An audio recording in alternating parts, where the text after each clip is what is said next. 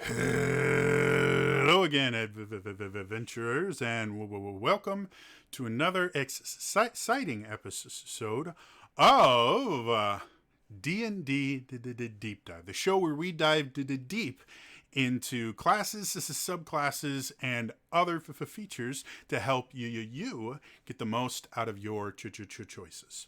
So, today, there are two classes I have yet to cover in the Player's Handbook.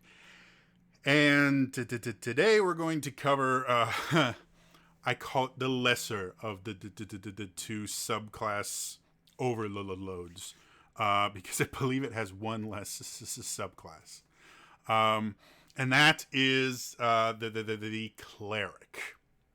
Now, the Cleric itself has had an interesting history in D&D, and it is one of the four kind of archetype classes that you will see in literally just about any RPG ever. Generally, you have either three or four main archetypes in an RPG. You have the I'm going to use MMO terms because those are the ones that people know best. You have the tank, also known as the meat shield, sometimes just referred to as the fighter, or just the person that's designed to be there to get hit. This differentiates them with what's called the DPS. Now, depending on how you define it, is where you get either three or four pillars of any RPG. A lot of RPGs choose the three, and a lot choose four. But three, you just have the DPS, and that stands for damage per second. You can call them strikers, attackers. Basically, their job is to do a lot of damage in battle. Now, if you use the four pillar system, you will have a physical DPS, which is someone that uses weapons. And then you will have a magical DPS, sometimes called a caster. They generally the melee DPS or the physical DPS, because they can be ranged sometimes too. But the physical DPS generally has a little bit higher AC or defense or something around that. Not as high as the tank or the fighter. But still higher than some of the others, because it's designed to be able to go toe-to-toe, just not be focused on quite as much as the tank. Whereas the caster or magic DPS generally has really low armor class or defense or whatever it is, and they're designed to be way in the back, just launching and hurling projectiles and magical spells. And then the final pillar is what's called the healer. And it's surprising that throughout all of the different MMOs and just regular RPGs, healer tends to be the word used most often. Compared to the other ones, where like, well, sometimes it's the defender, or it's the tank, or it's blah, blah, blah. It's almost always healer. And that's because their main purpose on the battlefield is to heal. They don't really do anything else, and because of that, a lot of RPGs kind of suffer from people not wanting to play healers because they just don't feel as much fun. When your main goal is to just keep other people alive, it's hard to make that exciting if that's all you're doing. With the D&D, and one of the other kind of defining features of the healer, they're almost always magic in some way. Whether they replace magic with technology, or it's actual magic. It's very rare to have a healer that's not using some kind of fantastical power to heal people, mostly because it makes things easier. If you were just like a doctor, well, instantly healing a wound is pretty easy when magic is involved. However, if you're on the battlefield and you have to sew a wound shut, that takes time. It also takes time to heal. Like it breaks a little of the immersion to have people running around just doing things. Also, doctors just generally can't heal people from a distance. Whereas if magic is involved, you can heal someone, half of a fight away. So that the healer, which is another thing that a lot of RPGs tend to do, is make the healer relatively fragile. So they really are reliant on their DPS to take out the threats near them, and their tank to protect them. Now, again, going back to D&D, the cleric has existed since original D&D. Throughout the years, it's gone through a few changes, but for the most part, the same things have been true. They tended to wear heavier armor in the medium variety, so they could take a few hits. Up until recently, I want to say probably, I think, fourth edition, though there might have been some variants into the third that did this.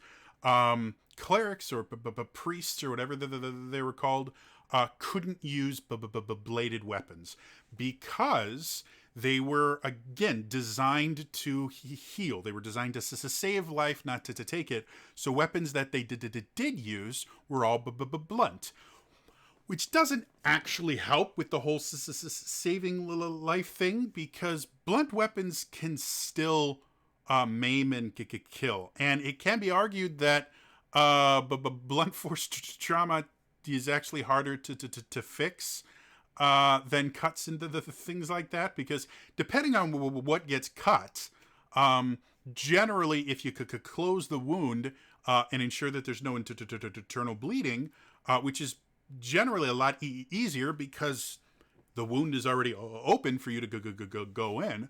That's all you really need to do for a cut. Fix anything that was cut and then close it all back up. With blunt force trauma, they can do things like shatter bones, which are remarkably hard to heal from, because you have to put the bones back right. And if you put them back wrong, the bone heals wrong and causes lots of other problems. It can cause internal injuries, like it can burst certain organs, or it can break bones and cause them to lacerate other organs.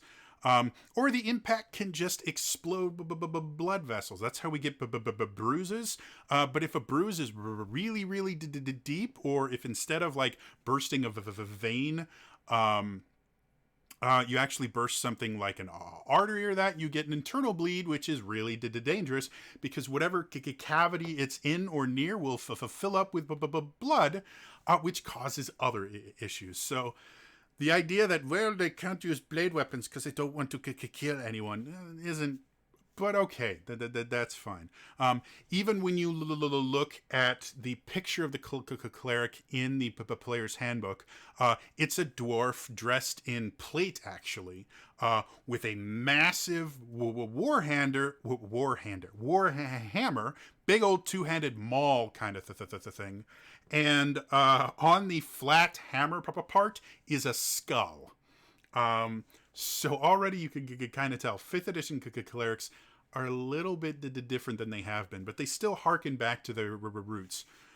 One of the things I like about clerics is, while they do make reference to a lot of the really useful abilities of clerics going back, clerics in 5th edition are badass. Like I said, they can, all of them start out with medium armor.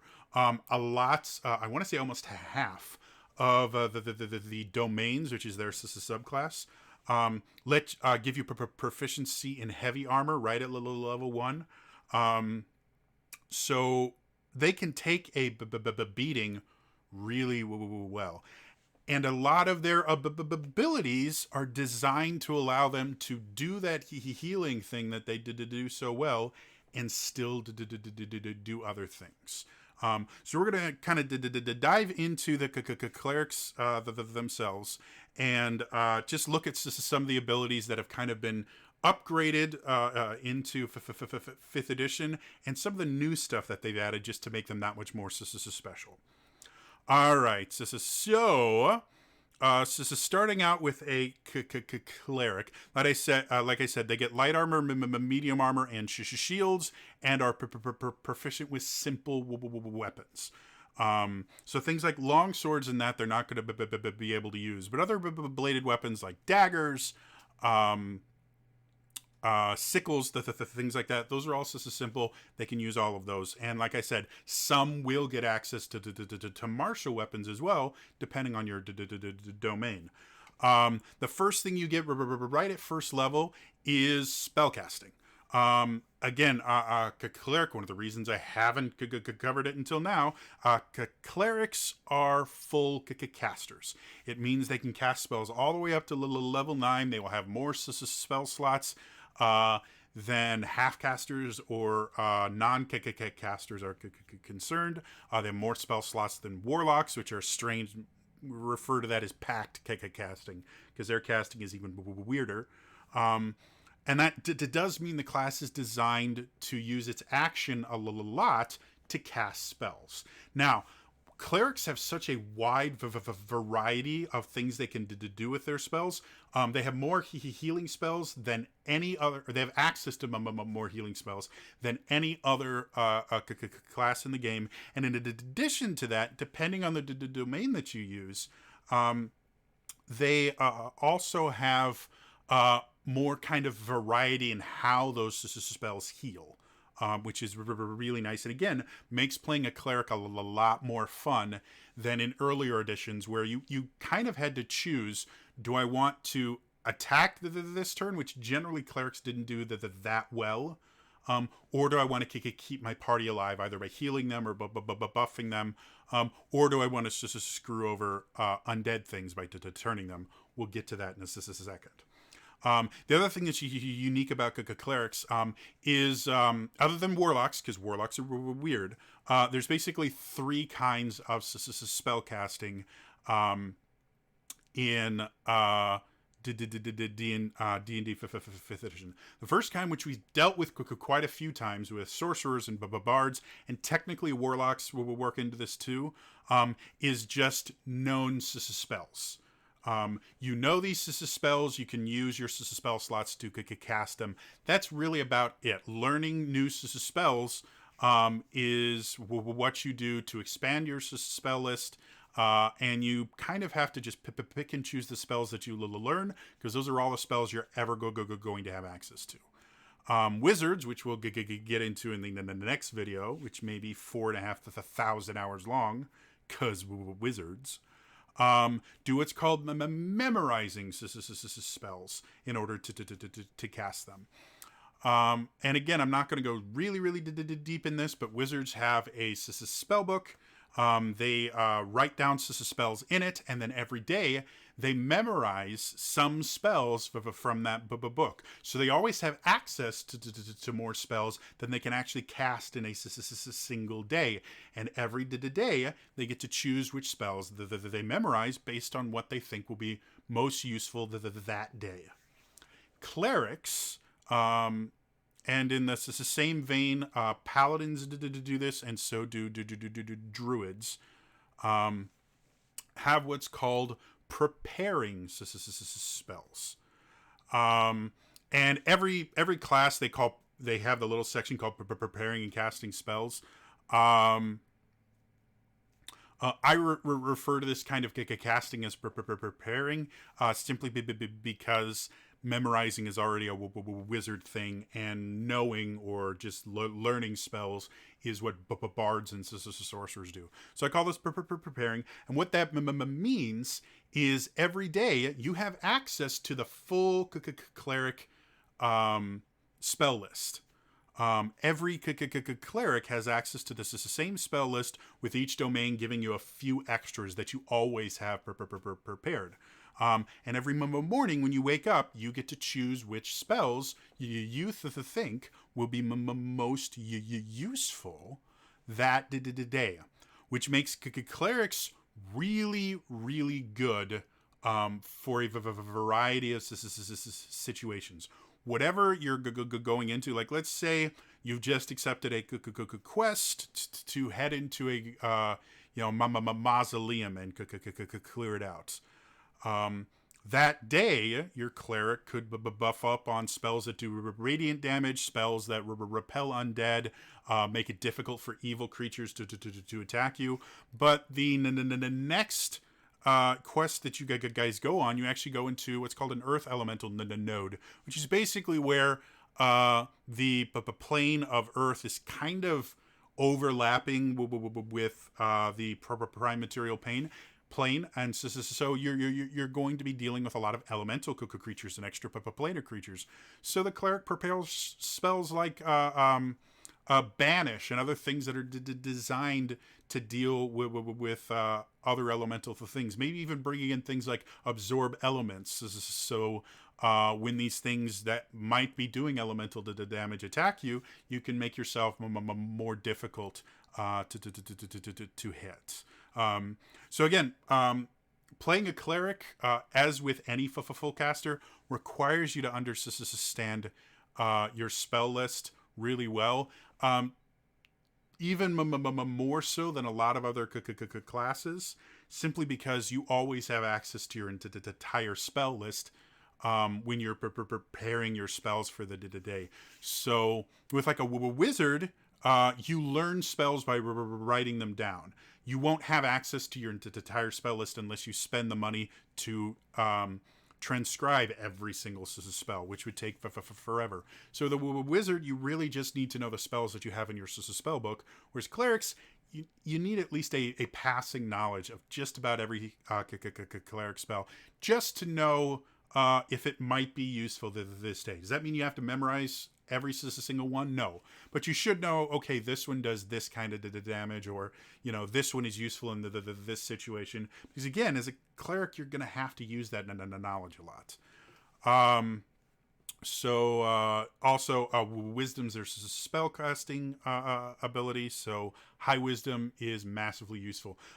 Clerics are basically a one stat class, because everything, all of their abilities and all of their spells are based on their wisdom skill. And due to the fact that you don't really have to attack as a cleric, like use melee attacks or ranged attacks, since you have cantrips that can do that for you.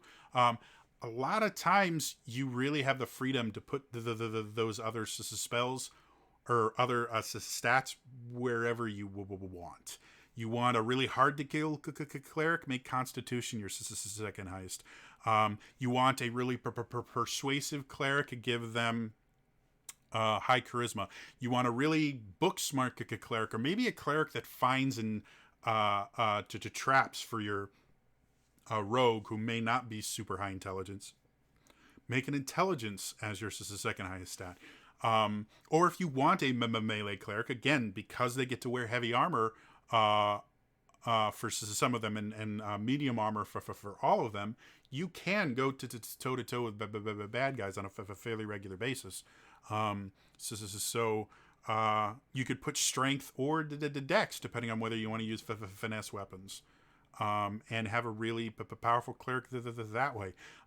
Cleric is one of the few classes that I see people lowball dex in, simply because they have so many other defensive things that if they're failing dex saves, it's not nearly as detrimental as some other ones. So anyway, Divine Domain is the second thing that you get at first level. Just like sorcerers, clerics pick their subclass at first level. And this is actually really important, because I think most of the domains give you additional proficiencies, which you can use when you're picking your starting items for the class. You're starting equipment. So that's very, very useful. In the player's handbook, there are 7 divine domains. I think with additional supplements, I think it goes up to 12 or 13. So there's a lot of customizability. Now, I mention all the time. 5th edition design of characters is based on the idea that every class should play very differently right at first level, and the things that define your class should appear in level 1 or level 2. The things that are going to make you feel special will show up right then. And domains actually are a defining feature of clerics. Now, I know every single class gets a subclass. A lot of them get a lot of subclasses.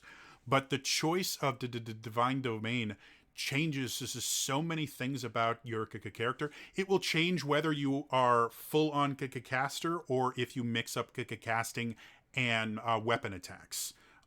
It will change what kind of armor you wear. It will actually change one of your other defining features, which we'll get into in just a second. So the divine domain is, for clerics, is actually more important than a lot of other classes, simply because it's going to massively alter how you play your character, even more so than like the difference between a shadow monk and a 4 elements monk. Is enough that you could have 2 in the party and not feel strange, but the defining features of the class is still going to be your key points. They're still going to be using, they're both going to be using Stunning Strike fairly often, though the Shadow Monk may do it a little more than the 4 Elements Monk, since the 4 Elements can cast spells as well using key. So not that different, but like a War Domain Cleric versus a Life Domain Cleric are going to be so different. They're going to act differently. They're going to cast different spells. They're going to prepare different spells because they're just built super differently.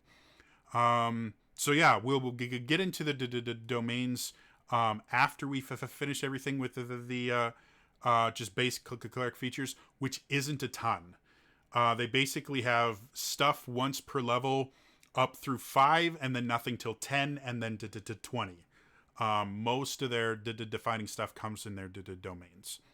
So let's go to Channel Divinity. This is your first, second level of ability, and Channel Divinity is the other defining aspect of a cleric. Now, it shares Channel Divinity with Paladins, but a Paladin Channel Divinity is so very different from a cleric's, for the most part, because of how often you can use it. Paladins are a one-and-done Channel Divinity, where they use their Channel Divinity once per day, and then that's it. Clerics, on the other hand, can use their Channel Divinity once right out of the get-go. At 6th level, you can use it twice between rests, and 18th level, you can use it 3 times between rests. And you get it back on a short or a long rest. So compared to Paladins, who really have to kind of pick the right moment to use it for their entire thing, clerics are just using their Channel Divinity more. I want to check. I can't remember. My mind is saying that Paladins only get to only regain it on.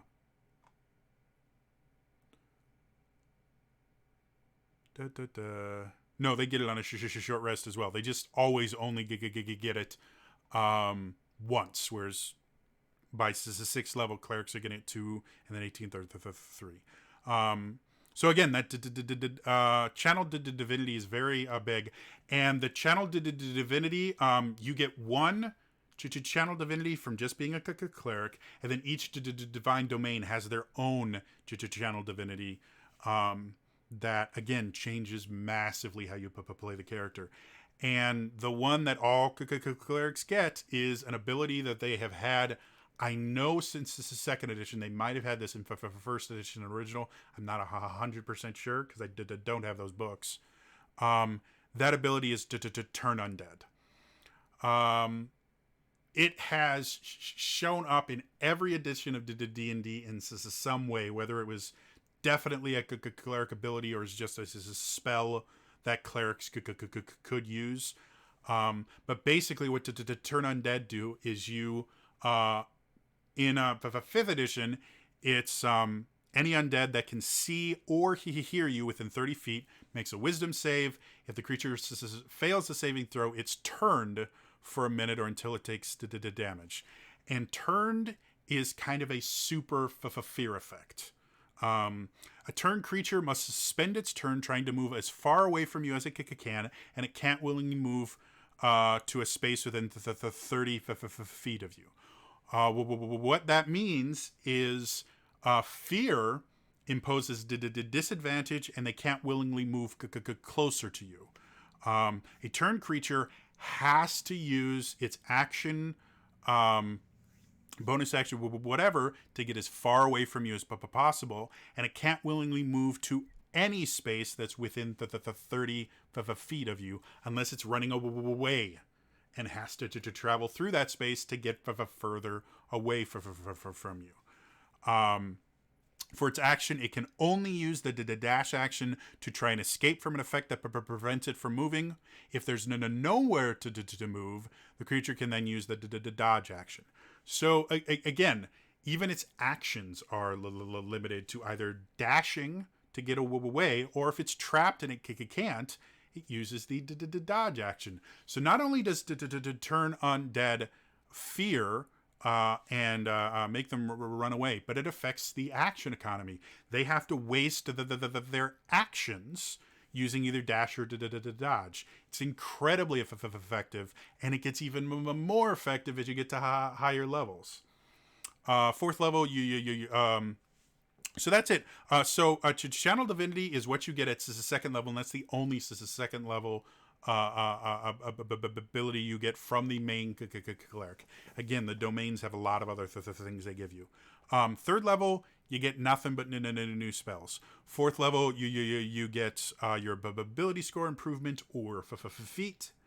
And then 5th level, you get Destroy Undead, which is super cool. Basically, if you use to turn undead on certain undead, instead of them running away, they just disintegrate.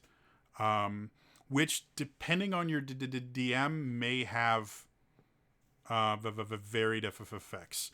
Let me explain. So, at 5th level, if you use to turn undead on anything with a challenge rating of 1/2 or lower, they just disintegrates. When you get to 8th level, it's challenge rating 1 or lower. 11th is to 2 or lower. 14th is the 3 or lower, and 17th is 4 or lower. Now, the vast majority of undead creatures are below level 4.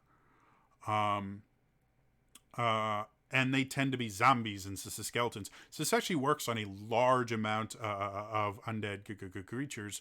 But the really bad ones, vampires, death knights, dracoliches and stuff, this is never going to be something you deal with them. And it's not supposed to be. It's just supposed to show just the cleric is so powerful in its ability to repel undead that you don't really even need to deal with the fact that they're losing all their actions. Creatures that low, when you're level 5 or your party's level 8 or whatever, they're going to take them out anyway. So this is just a way to make it happen faster. And it's really cool. If you get like a legion of zombies coming at you, which can be an interesting and fun encounter, your high level cleric can just go, I got this, and they don't exist anymore. Now, to turn undead has had varying effects throughout the editions, but it's always had that idea that lower level, once you get to a high enough level, lower level undead just disintegrate from it. So really cool, very cleric-y thing. The next thing clerics get is at the 10th level, they get what's called Divine Intervention, which is basically you ask your god for a solid. Hey, Tempest, we could really use some help here. So if you could just, come through and do something, that'd be nice. The thing with the divine intervention is it will fail a lot more than it succeeds. Mechanically, the way it works is you ask your deity to intervene, and then you roll percentile dice. They can roll anywhere from 1 up to 100, and you have to roll lower than your cleric level. So at level 10, you have a 10% chance of it actually happening. At the highest level, and then the 19, because at 20 something else happens, and then the 19, you have an almost 1 in 5 chance of it actually working. Once you use the divine intervention and it fails, you can't use it again for the rest of the day. If it succeeds, you can't use it for a week. So it is for a level 10 character, it's a really, game altering ability. And because of that, they make it really hard to pull off. But when you get to level 20, the 20th level ability for clerics is at 20th level, your call for intervention succeeds automatically, no roll required, which is massive. It makes level 20 clerics are deadly because a god intervening once a week for you always is a big deal. Now, it does say on here, the DM chooses the nature of the intervention. The effect of any cleric spell or cleric domain spell would be appropriate. So the DM is going to choose how the deity intervenes. But because this is a once a week ability, if you ever succeed at it, it's always going to be something big, which I think it should be, to be blunt. So that literally is all of the main cleric. Now, like I said, there are 7 divine domains. I'm going to try and cover as many I can in this video, but I don't want this to be 2 hours long. So if it starts getting long, I may just separate the second half of the domains into their own video. So let's do these domains. The basics of this is the domain you choose normally should be based on the deity that you worship. So a lot of people to take that to mean it has to be in the deity's portfolio. Every deity in D&D has a portfolio, a realm that they kind of rule over. Portfolios are not exclusive, or aspects of the portfolio are not exclusive. Like, one god may rule over knowledge and love, or something like that, and another one might rule over knowledge and warfare because they're the god of tactics, while the other one's the god of poetry. So just because one god in their portfolio has the knowledge or the life domain does not mean they're the only god you can worship with that domain. Now, one thing I like to point out is you do not have to worship a god whose domain, whose portfolio includes the domain you want to play. And they make that emphasis with this last line on the second paragraph under divine domains in the Player's Handbook. And the reason I know this is I had an argument back when I was a local coordinator for the Adventurers League, where someone was claiming that per the PHB, you have to, in the Adventurers League, you have to always choose a deity that has your domain in their portfolio. And the reason the question was being asked was someone went, hey, I want to be a Tempest Cleric, but the only deity that's approved for the Adventures League is Talus, who's, I believe he's chaotic evil, or he's one of the evil deities. Um, and they're like, I don't want to be a character that serves an evil god. Can I choose another one? And one of the other coordinators said, nope, this is how it has to work. And I said, no, read the player's handbook. Last line, second paragraph under the divine domain says, alternatively, your choice of the domain could simply be a matter of personal preference, the aspect of the deity that appeals to you most. So I made an example of a cleric of Selene, who is the goddess of the moon, saying, well, you know what? The moon controls the tides and can also cause weather conditions, because the tides and the oceans really do affect weather patterns greatly. So it could be that you're a cleric of Selene, but the thing that you admire about Selene most is their effect on the tides and storms and the things like that, and that's why you chose the Tempest domain. You know, as you know, I'm going to be a very action oriented cleric, where instead of kind of passively preaching the word, I take action. I go out and I actively impose my deity's will through magic. I kind of view the Tempest domain clerics as kind of the like Avenger paladins, where paladins are, you know, melee focused with a little bit of casting, where Tempest domains are casting focused with a little bit of melee in there.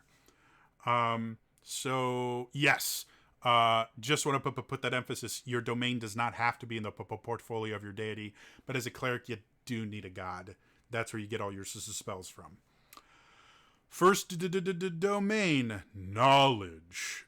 This one is kind of interesting, simply because it's one that not a lot of people take, because quite a few of the abilities don't have super tangible combat benefits, which basically, again, like I mentioned before, a lot of people, despite the fact that D&D can be played a number of ways, and the role-playing and exploration aspects can be as important, sometimes more so, than the combat.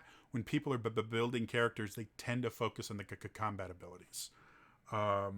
So knowledge, less combat oriented, I think is really great for role playing. The first thing they get is blessings of knowledge. You learn 2 languages of your choice, and you also become proficient in your choice of the 2 following skills. Your proficiency bonus is doubled for any ability check that you make using those skills. So they basically get expertise, just like bards and rogues, but they get it at first level, and it's only 2 abilities. So again, the role playing and kind of, you know, puzzle thinking of knowledge clerics can be really, really high. They can talk to more kinds of people because they know more languages, and arcana, history, nature, or religion, which are all intelligence based and all knowledge based. Basically means they can learn or remember more about the things than your average creature. So yeah.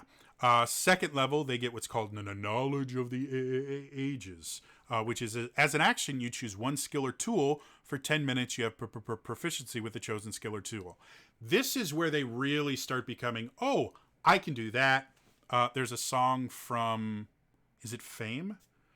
Where I believe it's Fame, or Chorus Line. Sorry, not Fame. Chorus Line.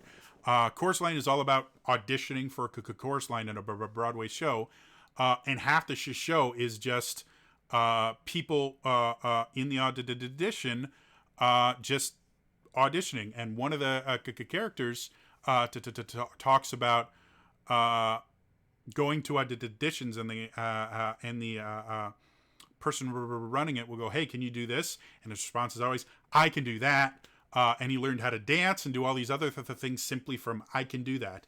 And that's kind of what the knowledge domain is every so often you can do this thing. Now, this is the channel divinity for knowledge domain clerics. So again, you're a little limited to, at second level, it's just once per short or long rest. But again, this can be massively useful. You don't have a rogue in your party, or the rogue is out. You need to pick a lock. Knowledge domain. You need to break down a door, and your fighter or barbarian just ain't cutting it on their own. Knowledge domain. Give yourself some athletics. The cleric has to go across a really small beam and doesn't want to fall into the bottomless abyss above. Knowledge domain. Give him some acrobatics and get him across that. Yeah, again, someone that is trained and specialized to do all these things are generally going to be better than the cleric at that. But this does mean the cleric never has to worry, really, knowledge domain at least, really about whether or not they're trained in something, because they can just go, hey, need some knowledge, but basically the whole Matrix thing, it's like, hey, tank, I need to know how to hotwire a helicopter. All right, boom, got it. I like that. Another channel divinity that they get at 6th level, which means they now have 3 choices for channel divinity, is read thoughts. When you use this as an action, choose one creature you can see within 60 feet of you. Creature must make a wisdom save. If it succeeds, you can't use this feature again until you finish a long rest. But if it fails, you can read its surface thoughts, which can be really useful during kind of an interrogation type thing. Because all you have to do is ask them a question, and generally the correct answer is going to come up to the surface, but then they could lie about it. They could choose not to answer it. But those surface thoughts are not, unless they're an extremely trained and disciplined mind, they're not going to be able to hide that for you. And that effect lasts for 1 minute. During that time, you can use your action to end this effect and cast the suggestion spell on the creature without expending a spell slot. The target automatically fails its saving throw against the spell. So suggestion gives you the ability to give them basic, I think it's like a 1 or 2 sentence description of a task they have to complete. The nice thing about this, especially characters with things like legendary resistances, is this takes that out of the way. They might not really care about failing a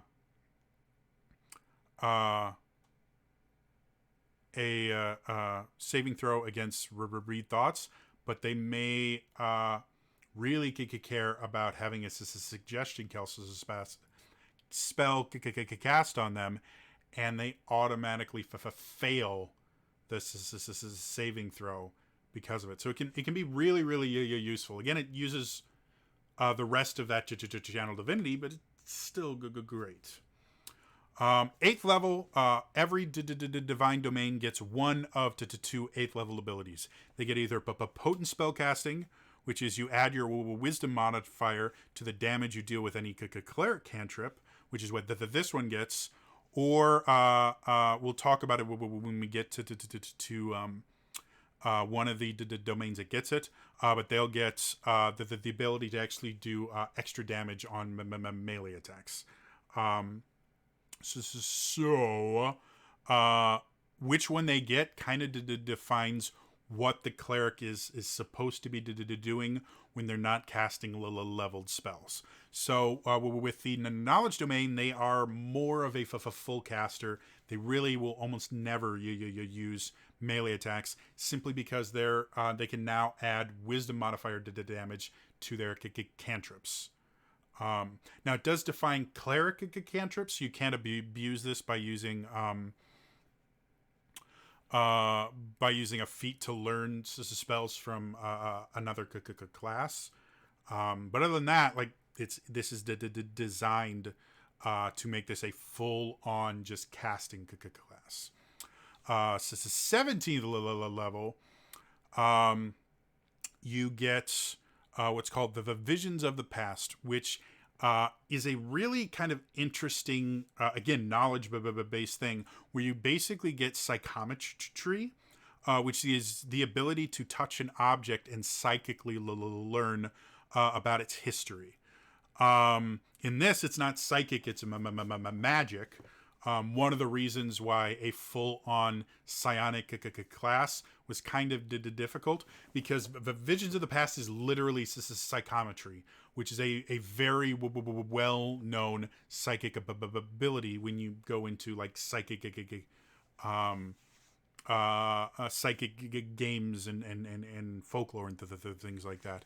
So giving a psionicist the ability of psychometry kind of interferes with the knowledge cleric feeling special, because they already get it, which is the big issue with the psionicist class they tried to put out, was it basically just did a lot of things that other classes could already do. So anyway, back to the Visions of the Past.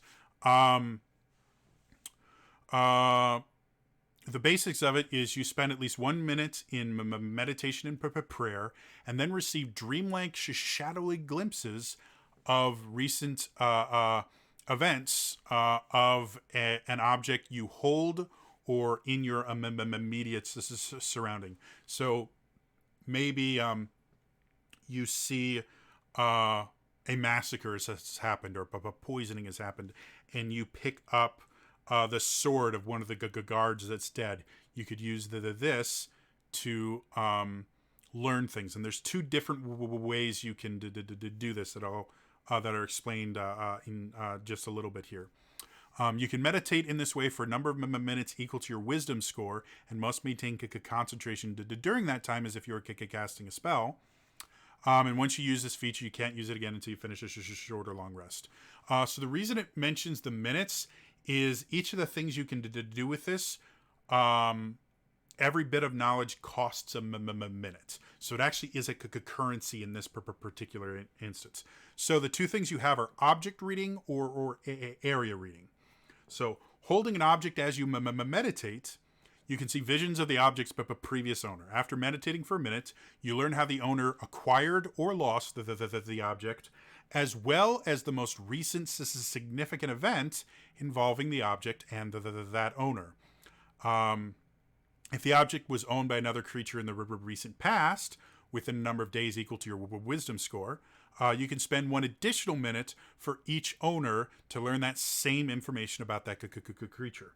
So, if you're trying to basically contact trace something over the past few days, for a number of reasons, for investigative type things, if you find like a murder weapon, you can use that to figure out who the murderer is. You might be able to use that to figure out who hired the murderer, maybe even as far back as who made the weapon, depending on how you knew the weapon is. So things like that can be really, really useful. And then again, you also learn the most recent significant event. So again, in the massacre, the poisoning setting, you'll learn how the soldier got the sword. Probably, oh, here's your sword, guard. Now go do your job. But you'll also learn the most recent significant event, which will be, hey, this is how the murder happened, or this is how the poisoning happened, and you can see all the people involved and things like that. Area reading.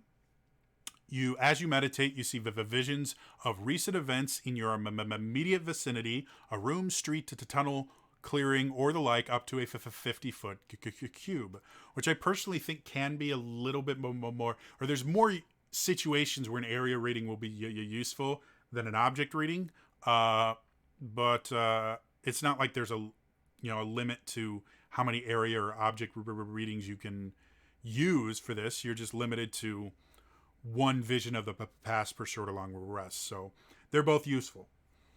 So again, you see the visions of recent events in your immediate vicinity going back in a number of days equal to your wisdom score, So again, score is different than my modifier. So with a 20 wisdom, which you probably have at CISA 17, you can go back 20 days, which in the realms, they don't use weeks, they use to 10 days. So effectively, you can go back to 2 weeks or to 10 days, which is pretty far. For each minute you meditate, you learn about one significant event, beginning with the most recent. Significant events typically involve powerful emotions such as battles and betrayals, marriages and murders, births and funerals. However, they might also include more mundane events that are nevertheless important in your current situation. So this is a really, really good thing, especially if you want to play kind of a more spy-like cleric. You could use this on a meeting room to figure out what they've discussed, going back up to 20 days. That could give you incredible insight. Like if you take over a camp that had a war table in it for the commander of that battlefield, you just go to the war table and see all the orders that commander got and discussed for up to 20 days. This is really significant info that can change the tide of a war.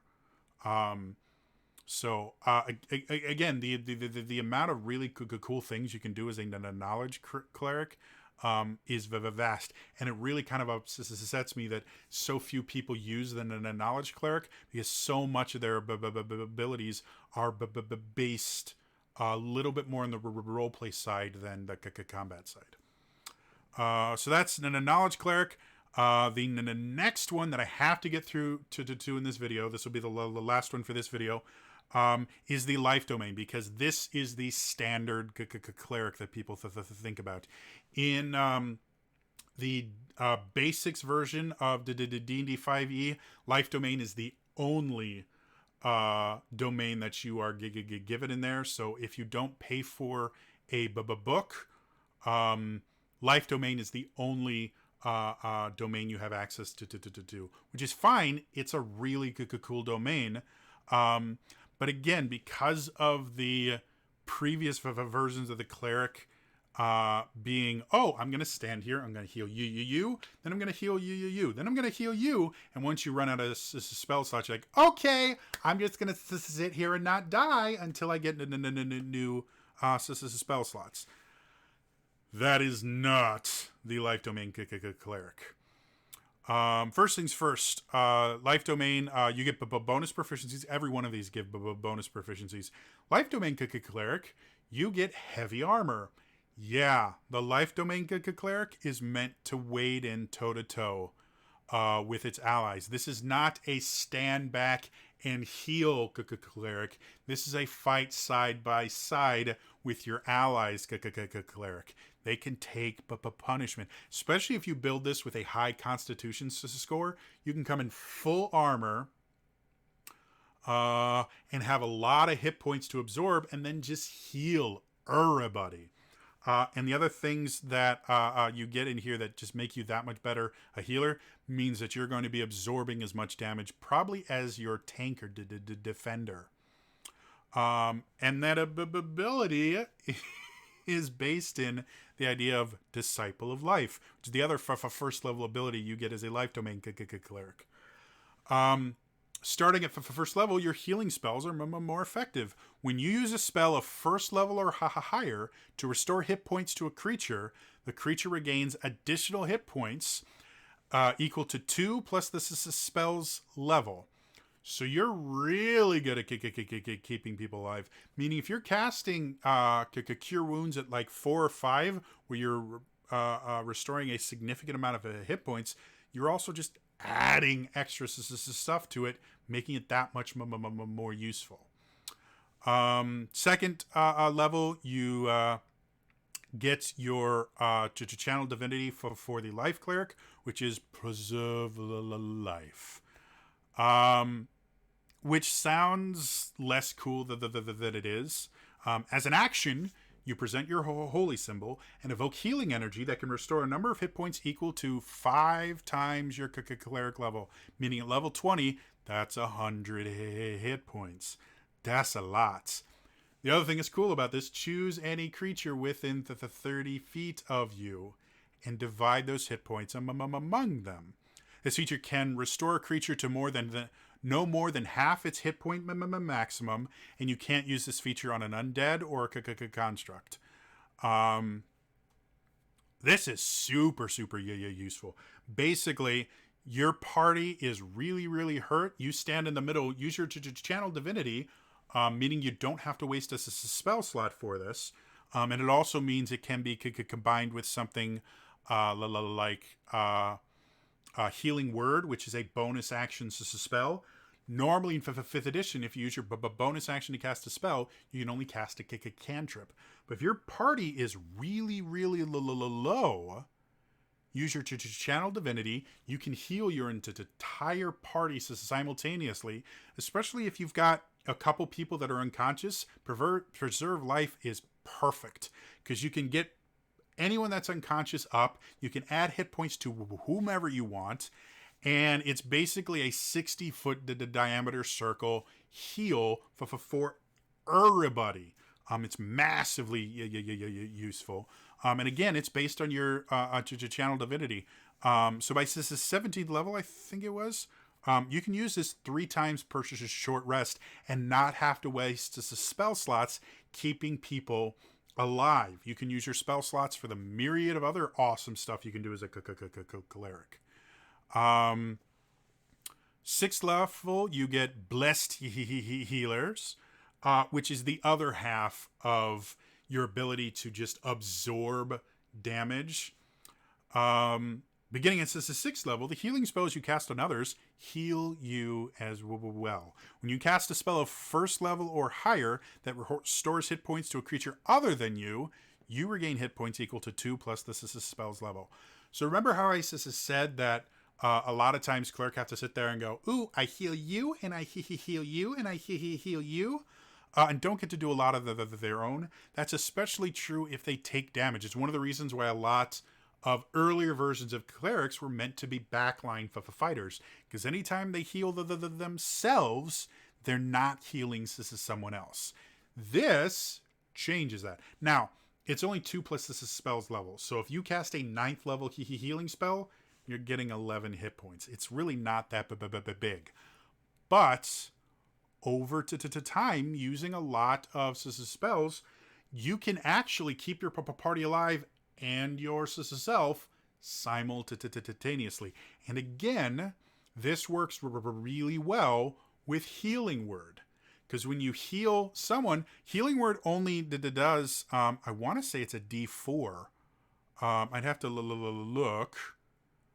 Hold, please.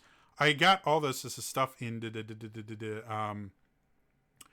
D&D Beyond, so now I can look at all this stuff. And I just want Healing Word. How hard is that? And I don't have my. I gotta get my keyboard. Sorry, I didn't have my keyboard out. All right. There. I'm just going to look up this spell because I can't for the life of me remember how much it actually heals. Yeah, it's a D4 plus your spellcasting ability modifier. It's a 1st level spell, and you're not really getting that much health out of it. It's just a D4. However, when using Blessed Healer combined with the Disciple of Life, the amount of hit points you're regaining in total, when you add the hit points someone else gets plus the hit points you get, makes Healing Word really valuable. Because you can use your main action to attack or use a cantrip, and then your bonus action, you can Healing Word, giving yourself some hit points and someone else some hit points. If you cast at level 4 for 5, that's still giving you 7 hit points, plus you're going in and bopping people. So really useful. 8th level, remember how I mentioned they either get potent spell casting, or this other one called Divine Strike, which again feeds into that idea that life clerics go and mix it up head first. At 8th level, you gain the ability to infuse your weapon strikes with divine energy. Once on each of your turns, when you hit a creature with a weapon attack, you can cause the attack to deal an extra 1d8 radiant damage to the target. When you reach 14th level, the damage increases to 2d8. So now your life cleric can go in, do the damage, add on extra damage, and then use healing word as their bonus action to regain their own hit points and other people. This really turns the life cleric into this really cool martial spellcasting hybrid, where they're constantly mixing up their spellcasting with melee attacks as well, and they never feel like all they get to do is, ha, you're healed, ha, you're healed. No, they go, by the way, stay alive. By the way, you stay alive. They're really cool to play in 5th edition. And part of this comes from 4th edition, where in 4th edition, leaders, which were the healers of 4th edition, all got a healing ability that worked differently with each class, but the healing ability was always a minor action, meaning you could do something cool as your standard action, and your minor action could be used to heal. So starting in 4th edition really was where they started to shine. Clerics were doing a lot more than just, I heal you, oh, and I heal me too. No, they could heal and attack at this at the same time, and the life cleric really kind of exemplifies that idea from way back in first or in 4th edition that everybody hated. Which if you did, guess what? 4th edition created the advantage system through the Avenger.